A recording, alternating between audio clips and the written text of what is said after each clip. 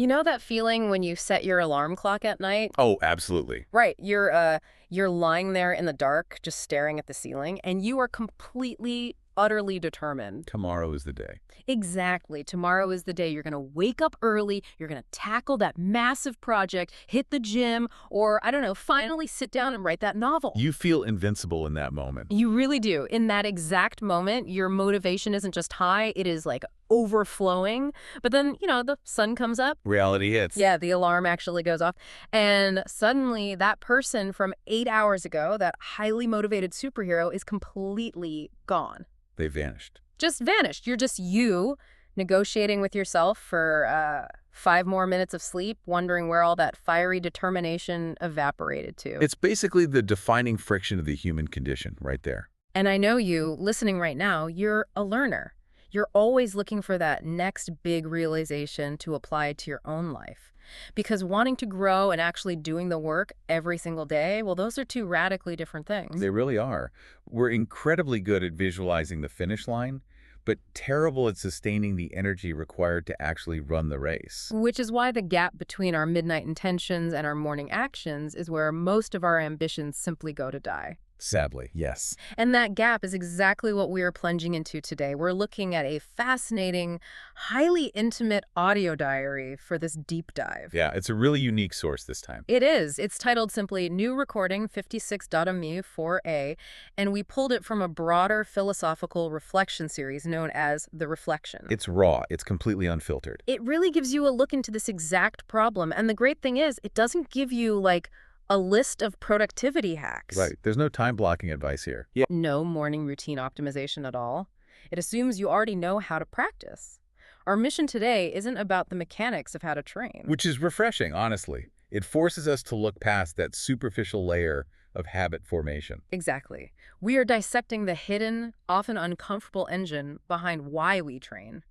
And far more importantly, why we inevitably quit. Because the fundamental premise of this recording is brutally honest.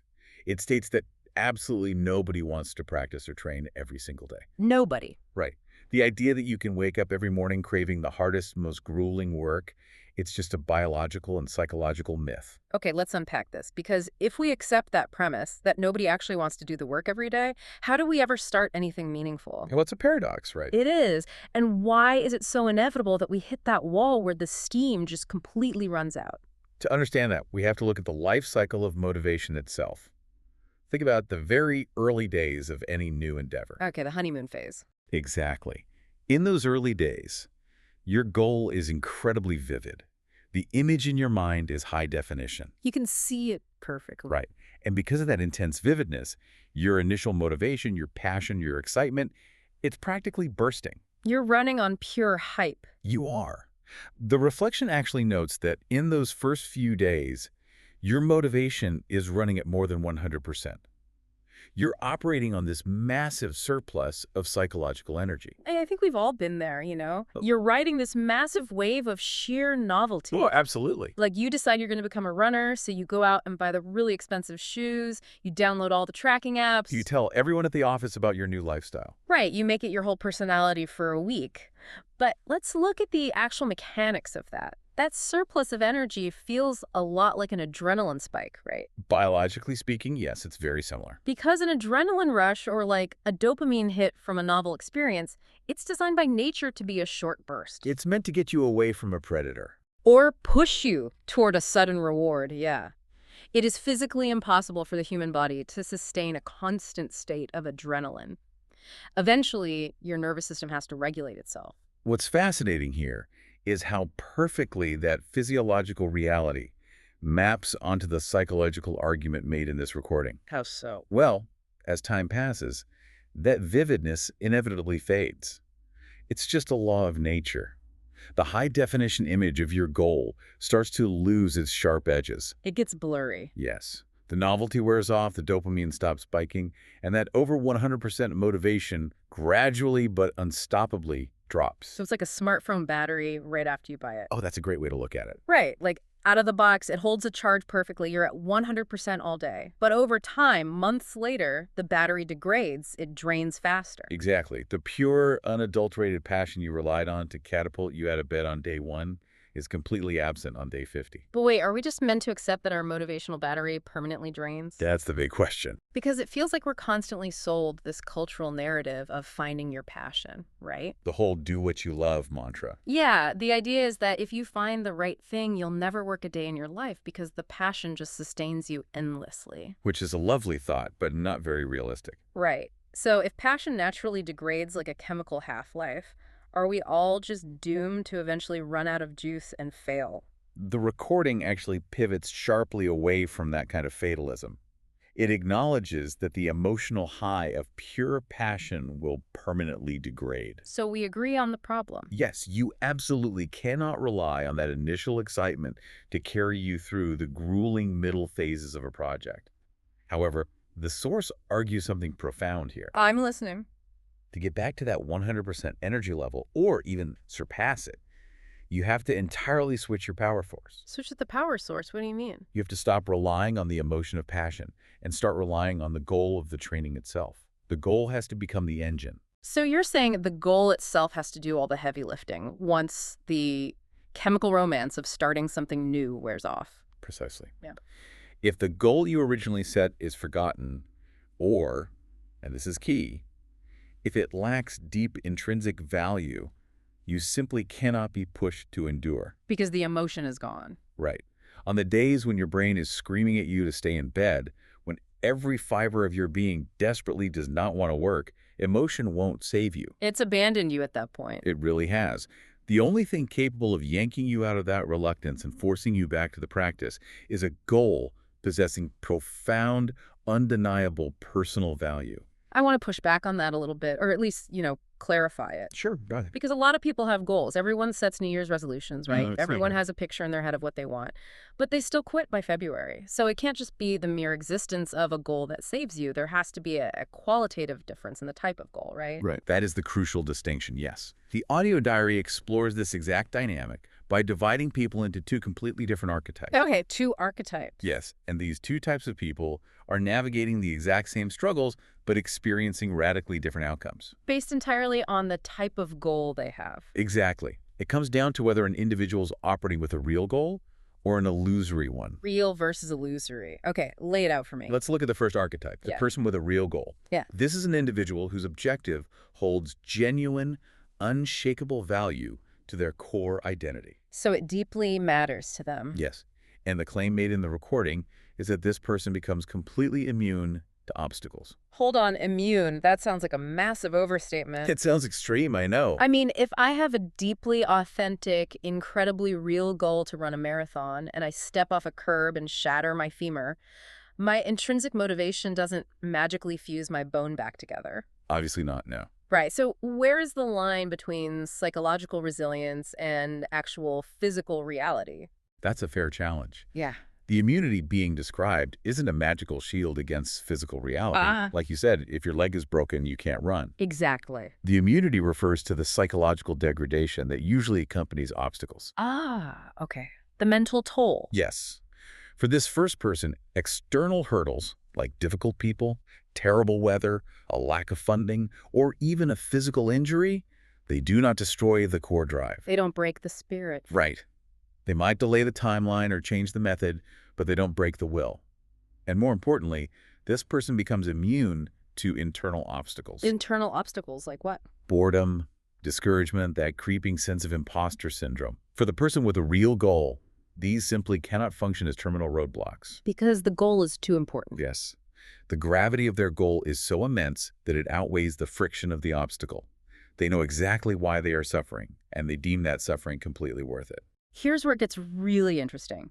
Because if we look at the second archetype, the person with the illusory goal, I think a lot of us listening might start feeling a little uncomfortable right now. It definitely forces a very harsh self-audit. It's very easy to assume we are the first archetype, until we really examine our motives. So what's the deal with the second person? Well, the second person is driven by a fake goal. They set an objective just to feel like they have one, or maybe to project a certain identity to the world. Like deciding to go to law school entirely because your parents expect it? Yes. Or because you want the prestige of saying you're a lawyer at dinner parties. Right. You want the identity of someone who is striving, you want the social reward, but the actual day-to-day reality of studying case law provides zero deep value to your authentic self. It's a performance, essentially. Exactly, it's a performance. But if a goal looks good on paper and everyone is cheering you on, how do we know if it's an illusory goal before it's too late? Before we've wasted years of our lives? If we connect this to the bigger picture, the diagnostic test is pain. Pain. Yes.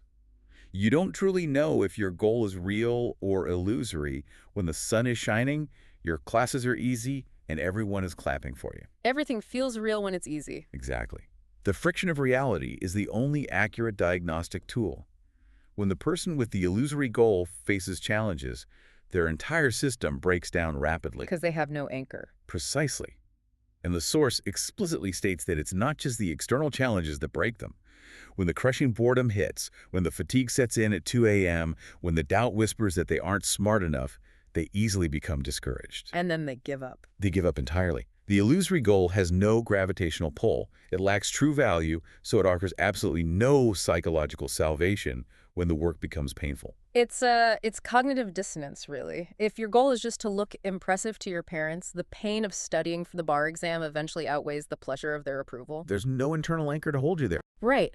But if your goal is to become a lawyer because you are deeply, intrinsically enraged by injustice and want to fight it, well, that anger and that passion act as an anchor that keeps you at the desk. And that brings us to arguably the most profound observation in this entire reflection. Let's hear it. We've established that the second person quits when they face obstacles.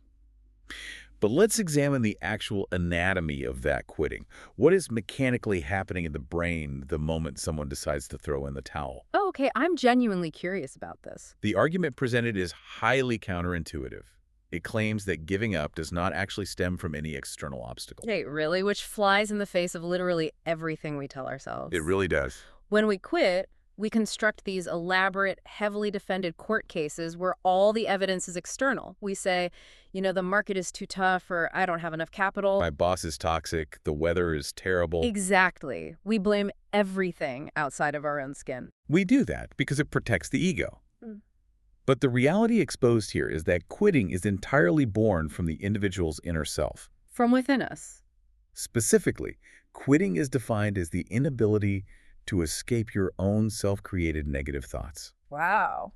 The obstacle outside of you isn't what actually stops you. It's the narrative you are actively constructing inside your head about that obstacle. You generate the negativity yourself. Yes, you trap yourself in a cognitive loop of despair, and because you lack a real goal to pull you out of that loop, you simply surrender to it. So what does this all mean? If I'm translating this correctly, think of it like going on a grueling multi-day hike up a steep mountain. Okay, I like this analogy. You get halfway up, your lungs are burning, your legs are shaking, and you just stop. You turn around, hike back down to your car, and when you get home, you tell your friends, I had to quit. The mountain was just too steep. The altitude was impossible. You blame the external factor. We always blame the mountain for being too steep. But the source is saying the mountain isn't the problem at all. The mountain is just a massive chunk of rock. It doesn't have an agenda against you. Right. It isn't actively trying to reject you. The problem is the voice in our head telling us to drop our hiking boots. We are our own trap. That is perfectly stated. The mountain is nothing more than a neutral trigger for your internal cascade of negativity. And if you don't have a real goal, If you are operating with an illusory goal, maybe you only climb the mountain to post a photo on social media, that internal cascade washes you away entirely. You listen to the negative voice, you agree with its assessment that the pain isn't worth the reward, and you quit.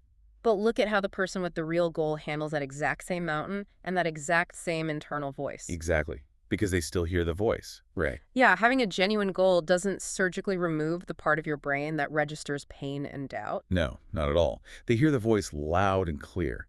The negative thoughts still arise. The legs still burn just as much. But they react differently. Yes. This is where the mechanics of a true goal take over. A powerful, highly valued goal acts as a cognitive tether. When you start drowning in those self-generated negative thoughts, the absolute truth of the goal pulls you back to the surface. It forces a negotiation in your brain. It really does. You acknowledge the pain. You say, yes, my legs are burning. Yes, I want to quit. But reaching the summit matters too much to my core identity to stop. And surviving that specific internal battle doesn't just keep you moving forward, right? It catalyzes a fundamental transformation. That's the secret right there. By repeatedly pulling yourself out of that negativity using the gravity of a true goal, you are physically rewiring your resilience. We're talking about real psychological evolution here. You become stronger, more patient, and remarkably tougher. You are forging a new version of yourself in the fires of that internal resistance. Because you proved to yourself you could beat your own mind. Yes. And this transformation is not a luxury. It is a structural necessity for success. Because as you progress in any meaningful endeavor, the obstacles do not get easier. No, they get much harder. They get harder, they last longer, and they become infinitely more complex. If your goal lacks the truth and power to pull you out of your own head on day 50, you will be utterly crushed by the challenges waiting for you on day 500. Man, that it's hard. The illusory goal allows you to remain exactly who you are, right? Comfortable, stagnant, and just full of brilliant excuses about why the mountain was too steep. Well, the real goal is ruthless. It forces you to evolve into the exact type of person capable of achieving it. It completely dismantles our conventional understanding of discipline. We treat discipline like a brute force weapon. We think it's about gritting our teeth, white-knuckling through the pain, and fighting the universe. But it's not. No. True endurance isn't about fighting the universe at all. It's about knowing with absolute unshakable certainty what possesses enough deep personal truth to save you from your own mind. That is a staggering paradigm shift. And for you, listening right now, thinking about your own life, your projects, your career, your fitness, your creative ambitions, it forces a radical reevaluation of why you might be feeling stuck. It's an uncomfortable mirror. It really is. We started this deep dive exploring the friction between the midnight motivation and the morning reluctance. What this audio diary reveals is that your inability to endure those dark, unmotivated days isn't really a failure of your discipline. Stop beating yourself up over your morning routine. Exactly. Stop obsessing over your time management apps. Your lack of endurance is an audit. It is a blindingly bright mirror reflecting whether you are running on the rapidly degrading battery of initial passion or the infinite sustainable grid of a truly meaningful purpose. And the reflection doesn't leave us with easy platitudes either. It concludes with 3 piercing, deeply uncomfortable questions meant for intense self-reflection. Lay them on us. These are the questions you have to confront when you are standing halfway up your own mountain, listening to the excuses echoing in your head. The diary asks, is the goal you have set truly a real goal? Does it actually give value to you? Is it truly your life? Is it truly your life? Wow, that cuts through everything. It just strips away the ego, the expectations of your family, the societal pressure, the desire for status. You can't hide from that question. You can lie to your friends, you can lie to your coworkers about why you're doing something, but you cannot lie to your own nervous system when the alarm goes off at 5 a.m. and the motivation is dead. This raises an important question. If we synthesize everything we've unpacked today and accept that our internal negative thoughts are the only real reason we quit, what happens if we fundamentally change our relationship to those thoughts? What do you mean? What if the next time your brain is screaming at you to hit snooze, to abandon the project, or to walk away from the challenge, you stop viewing those doubts as the truth? Oh, wow. What if you start viewing them simply as an alarm bell? They are the first real, terrifying test of whether your goal was an illusion all along.